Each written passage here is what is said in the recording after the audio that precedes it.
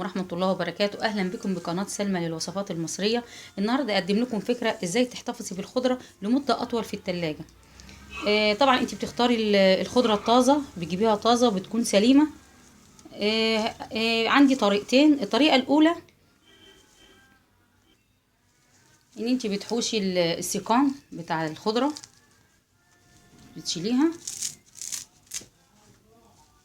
وتمسكي وتشوفي فيها اذا كان اي حاجه فيها مش سليمه، حاجه مصفره، بتشيليها وبتنضفيها. بتجيبي حله بنحط فيها شويه ميه، بتحطي فيها الخضره عشان تغسليها كويس جدا، وبتحطي فيها خل.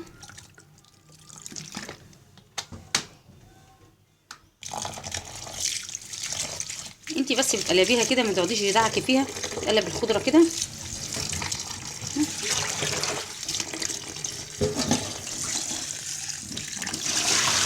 صفي الميه.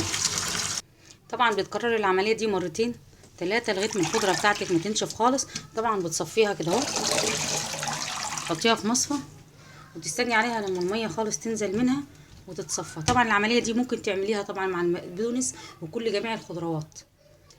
طبعا بنكرر العمليه دي مع جميع الخضروات الورقيه. دلوقتي هوريكم ازاي نجفف الخضره ونجهزها. انت كده بتجيبي مناديل ورقيه وبتفرشي عليها الخضره،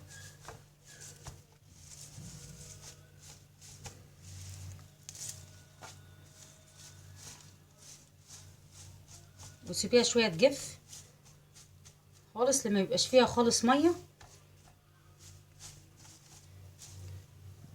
انا كان عندي خضره هنا غسلاها ومجففاها. هنبتدي دلوقتي هقول لكم ازاي هعملها. طبعا هنحتاج مناديل ورق. احنا كده حاطين الخضره على المناديل، حطيتها من تحت اهو كده اهو، تفرشيها كده اهو وتروحي جايبه المناديل عليها كده. المناديل دي بتمنع عنها الرطوبه والميه تدخلها، وبالتالي لما الميه بتدخلها اللي هي بتبوظ وبتعفن في بعضيها كده. ونبتدي نلف كده بالطريقه دي ونحتفظ بيها كده بس، ونلفها كده بالطريقه دي اهو.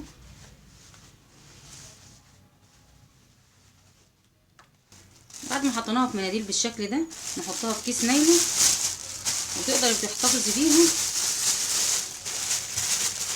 في التلاجة لمدة اسبوعين بالشكل ده. هوريكم الطريقة التانية. الطريقة التانية لحفظ الخضروات الورقية، بتجيبي علبة وتحطي فيها منديل،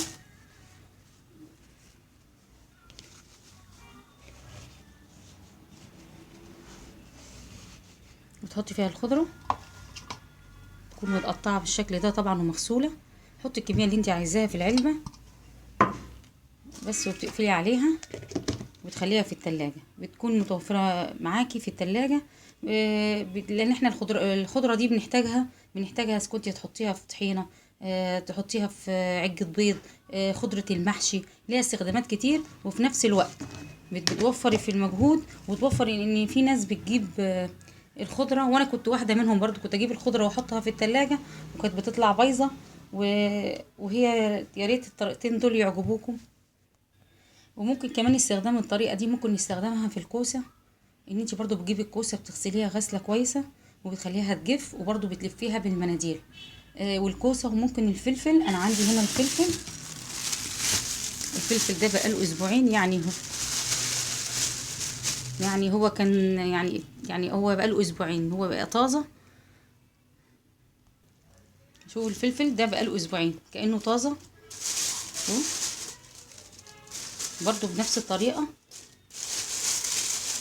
بس انا بقى بعمله في كيس. عايزه تعمليه في علبه، بتفرشي العلبه برضو وتروحي رصه الفلفل، وتروحي حاطه منديل، وتروحي حاطه تاني الفلفل ومنديل لغايه ما تخلص الكميه اللي عندك. بس انا حطاهم في كيس، بغلف بيهم الكيس كده، بحط في هنا المناديل، وبعد كده احط الفلفل ما بينهم برضو مناديل، واحط كده يفضل عندك اسبوعين الفلفل وتحتفظي بيه من غير ما يبوظ. الفلفل ده بقاله اسبوعين عندي. ممكن زي ما قلت لك، ممكن برضو الجرجير بنفس الطريقة. ممكن الخس برضو كل خصاية، بس ما بغسلش الخس عشان ما يتبلش ويبوظ زيادة. انا بجيب الخصاية بحطها وبلفها برضو في المناديل وبشيلها في التلاجة. برضو بتطلع زي ما هي، مش بتبوظ من التلاجة من الطريقة دي. لو عجبتك الطريقة وعجبتك القناة، شيري لايك وشير. كنت عايزة اعرف رأيكم في القناة ورأيكم في اللي أنا بقدمه. والسلام عليكم ورحمة الله وبركاته.